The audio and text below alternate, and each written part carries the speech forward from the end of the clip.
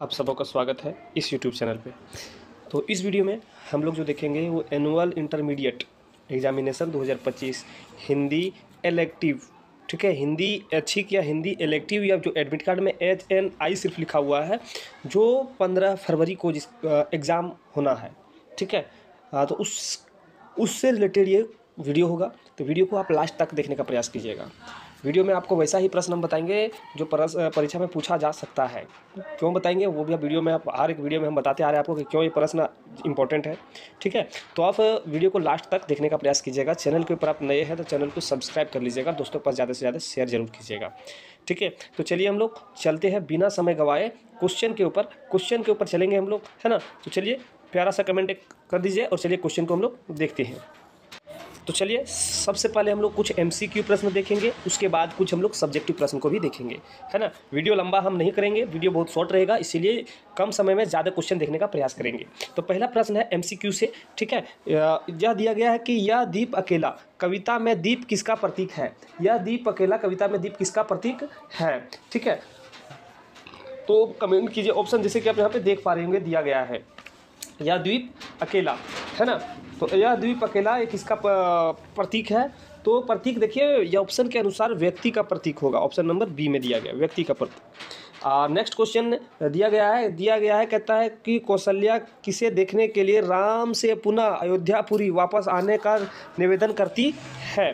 तो निवेदन करती है तो किसको देखने के लिए, तो दुखी अश्वों को, मतलब दुखी घोड़ों को, ठीक है। जो ऑप्शन नंबर ये में दिया गया है। चार हाथ लघु कथा किसके शोषण को उजागर करती है। चार हाथ जो है लघु कथा किसके शोषण को उजागर करती है, ये प्रश्न है ना।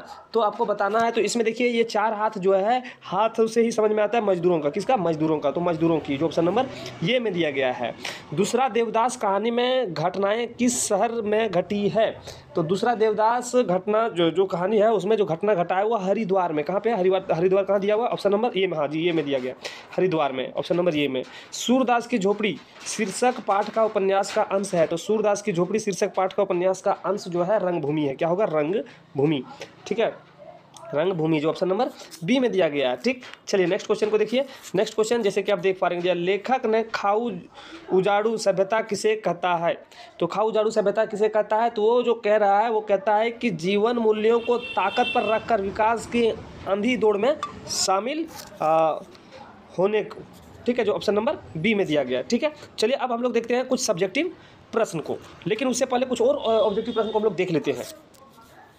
चलिए देखिए जो यहाँ पे कुछ पद्यांश दिया गया है उसको ध्यानपूर्वक पढ़कर जो भी इससे प्रश्न पूछता है उसका जवाब फेंकना है आप लोगों को, ठीक है। तो दिया गया कहता है कि चढ़कर मेरे जीवन रथ पर, चढ़कर मेरे जीवन रथ पर प्रलय चल रहा है अपने पथ पर, मैंने जिन दुर्बलता पद बल पर उसे हारी होड़ा लगाई। अब यहाँ पे है हारी होड़ा लगाई, हाँ ठीक है। तो इसमें कह रहा है कि जो ये पंक्ति या पद्यांश यहाँ पे दिया गया है इसको पढ़कर आपको जवाब देना है, ठीक है। तो चलिए पहला प्रश्न देख लेते क्या कह रहा है। ये प्रश्न कहता है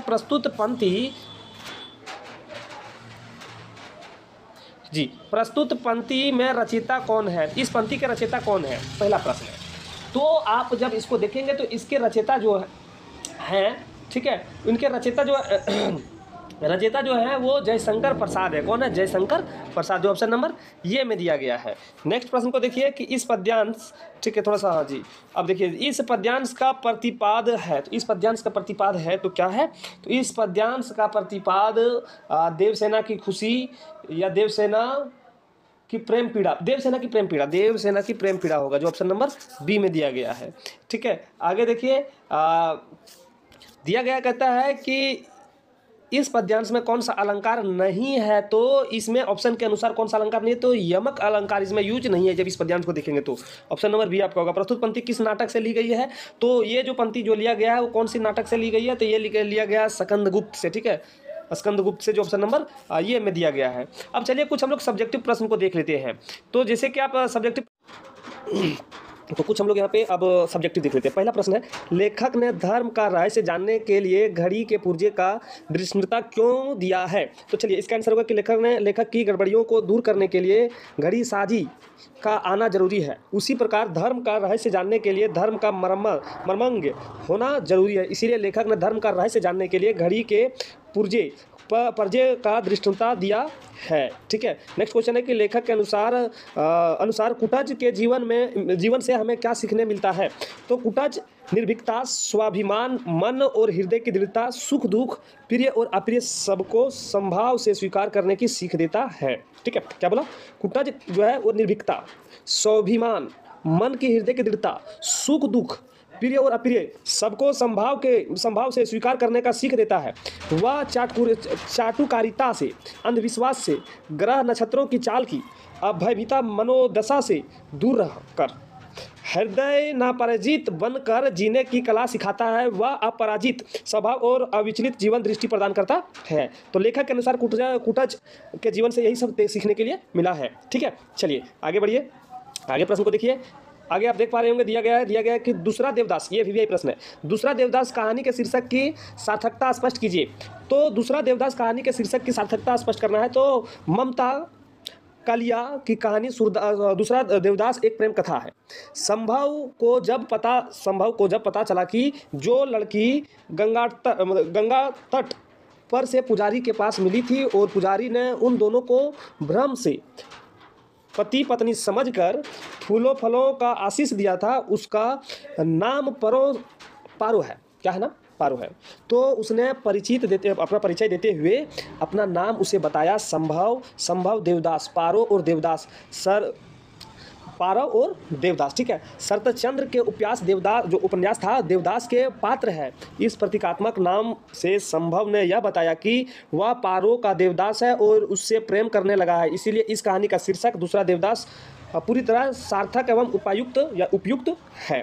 ठीक है, चलिए ये कुछ प्रश्न हम लोग देखें। अब कुछ और प्रश्न देख लेते हैं जो सब्जेक्टिव प्रश्न है लेकिन बहुत वीवीआई प्रश्न है।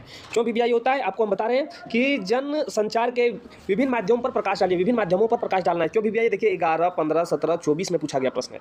ठीक है, चलिए तो इनके ऊपर हम लोग विभिन्न माध्यम निम्नलिखित होते हैं, जनसंचार के विभिन्न माध्यम निम्नलिखित है। पहला अखबार और पत्र पत्रिकाएं होते हैं, उसके बारे में आप जानते ही हैं। अखबार तो आप न्यूज़पेपर जिसको हम लोग कहते हैं वो तो आप लोग पढ़ ही रहे होंगे, है ना। अखबार और पत्र पत्रिकाएं जनसंचार का एक प्रमुख माध्यम है। यह जनसंचार का प्रिंट माध्यम होता है। लोग अखबार और पत्र पत्रिकाएं पढ़कर देश विदेश की जानकारी एकत्रित करते हैं। ठीक है, ये तो पहला हो गया जनसंचार का माध्यम, पहला अखबार। दूसरा है टेलीविज़न। क्या है? टेलीविज़न। यह भी एक प्रमुख जनसंचार का माध्यम है। यह जनसंचार का दृश्य श्राव्य माध्यम होता है, मतलब इसमें अखबार वाले में पढ़ना होता है, इसमें देखना और सुनना होता है। लोग टेलीविज़न को देखकर देश विदेश के में क्या हो रहा है इसकी जानकारी प्राप्त करते हैं, जिसको न्यूज़ चैनल हम लोग कहते हैं, न्यूज़ चैनल, है ना। आगे देखिए रेडियो और इंटरनेट। रेडियो में भी देखिए यहाँ पे दिया गया इंटरनेट। रेडियो और इंटरनेट की जनसंचार का एक प्रमुख माध्यम है। जनसंचार श्रव्य माध्यम है। रेडियो वाला क्या है? श्रव्य माध्यम, सुनने वाला माध्यम है।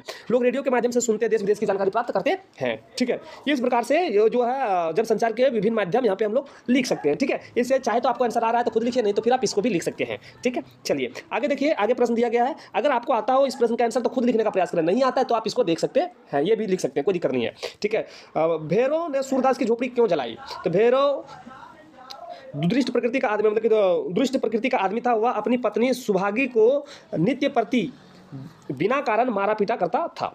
जो भैरव था वो थोड़ा सा अच्छे व्यवहार के व्यक्ति नहीं थे। ठीक है, बिना कारण के अपनी पत्नी को, सुभागी को, कोई भी रीजन का नहीं है लेकिन फिर भी उसको मारपीट करता था। एक बार सुभागी उसकी पिटाई से बचने के लिए सूरदास की झोपड़ी में आकर छिप गई। अब वो जो भैरव है, भैरव से बचने के लिए उसकी पत्नी सूरदास की झोपड़ी में आकर बच गई। क्यों छिप गई? बचने के लिए, पिटाई से बचने के लिए। ठीक है, भैरव उसे मारने के लिए सूरदास की झोपड़ी में घुस गया और उसे मारने के लिए क्या उसकी झोपड़ी में घुस गया, परंतु सूरदास ने उसे बचा लिया।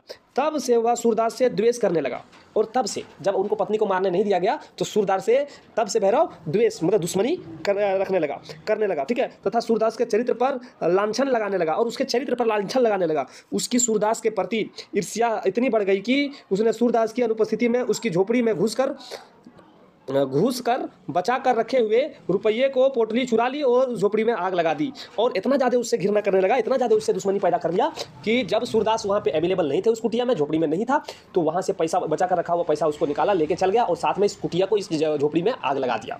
ठीक ठीक है। तो आप ये भैरव ने सूरदास की झोपड़ी क्यों जलाई, इसका आंसर इससे ये भी लिख सकते हैं, आपको आता हो तो अपने भाषा में लिखने का प्रयास करें। देखिए वीडियो बहुत लंबा हो जा रहा है, इसलिए वीडियो लंबा हो रहा है, तो वीडियो हम लोग ज़्यादा लंबा नहीं करेंगे, ठीक है। चलिए वीडियो को हम लोग समाप्त करते हैं यहीं पे, लेकिन समाप्त करने से पहले वीडियो अच्छा लगा हो तो प्यारा सा कमेंट कीजिए, लाइक कीजिए और दोस्तों के पास शेयर कीजिए, और चैनल को सब्सक्राइब नहीं किए हुए तो आप सब्सक्राइब कीजिए। फिर मिलेंगे नए पार्ट, नए दिन, नए वीडियो लेकर। आपसे अलविदा लेते हैं। जय हिंद।